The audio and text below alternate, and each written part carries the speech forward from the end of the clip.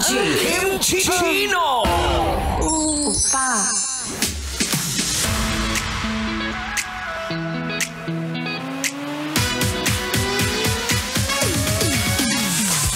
At nagbabalik ang spicy opa mo sa radyo na si Kim Chino na talaga nga namang role model kapag usapang tamang tao. Kaya naman mahal, balik na tayo sa ating Chinitox, usapang pag-ibig mula sa chinito ng buhay mo. At di ba nga mahal, ibibigay ko ang 3 benepisyo kapag nasa tamang tao ka.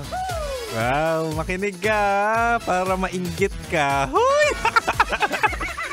Recap na tayo ha. Sabi ko una, ang sarap sa tamang tao kasi may peace of mind. Diba? Ito yung sinasabi kong tamang tao, tamang pagmamahal, kaya naman chill ka lang. At ang gaang-gaang kasing magmahal kapag nasa tamang relasyon ka. Hindi mo dinadala ng mag-isa kasi partner kayo. So kung may problema ay dalawa kayo magsusolusyonan. Solusyonan? Hindi, tsaka may kalayaan ka without fear na magkagusto siya sa iba kasi kaya niyang makontento, hindi siya magkakaroon ng kabit kasi nga mahal ka niya. Hindi katulad nung ex ko, humingi pa ng iba. Ang pangalawa naman, mahal, ang sarap sa tamang tao kasi may boost of confidence. Ito yung sinasabi ko na iba yung glow mo kapag naaalagaan ka. Iba yung glow mo kapag natatrato ka ng tama. Ang pogi, ang sexy, ang ganda mo, 'di ba? Kasi alam mo nga sa'yo lang talaga siya at talaga nga namang siya lang talaga ang nagdidilig sa'yo kaya glowing ka. Nagdidilig ng pagmamahal, o 'di ba? At ang pangatlo naman, ang sarap sa tamang tao kasi alam mong may direksyon. Ito yung sinasabi natin na may patutunguhan yung relasyon nyo. Kumbaga may plano, 'di ba? Kasama ka sa plano, hindi yung bahala na si Batman, hindi yung magpapakiramdaman tayo kapag tumagal tayo sa relasyon, anong ipapakain mo sa akin? Anong ipapakain mo sa magiging anak natin? Di ba? Ito yung mga goals talaga na worth it patagalin at alagaan. Di ba? Alam mo yung worth it. Worth it na investment. Kasi kapag relasyon, di ba, mauubos ang iyong pera. Hindi naman mauubos. More on mag-i-invest ka ng pera. Kasi totoo naman, di ba, magdi-date kayo. Magbibigay ka regalo o kunwari may kotse ka, magpapagas ka, yung toll fee. Uy, ang mahal kaya ng toll fee ngayon.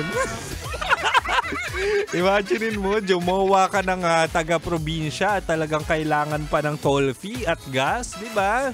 Magastos. Kaya kung gagastos ka na lang din, might as well, dun ka na sa tamang relasyon. Dun ka na sa tamang tao na talagang nga namang magbe-benefit ka. At in the near future, kasama ka sa plano niya. Wow, sana all sinasama sa plano.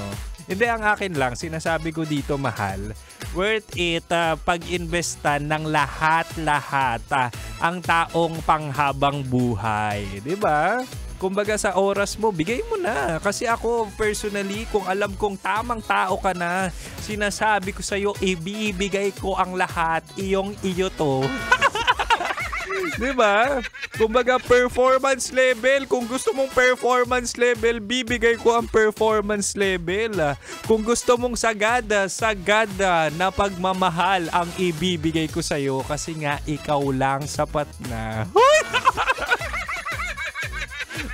Anyway, ang akin lang naman, ayoko maging sugar daddy, no? Kaya kung pwede, might as well, doon na tayo sa may patutunguhan at may plano, 'di ba? Gusto kong pwede naman tayo magkainan pero ayoko nang palamunin.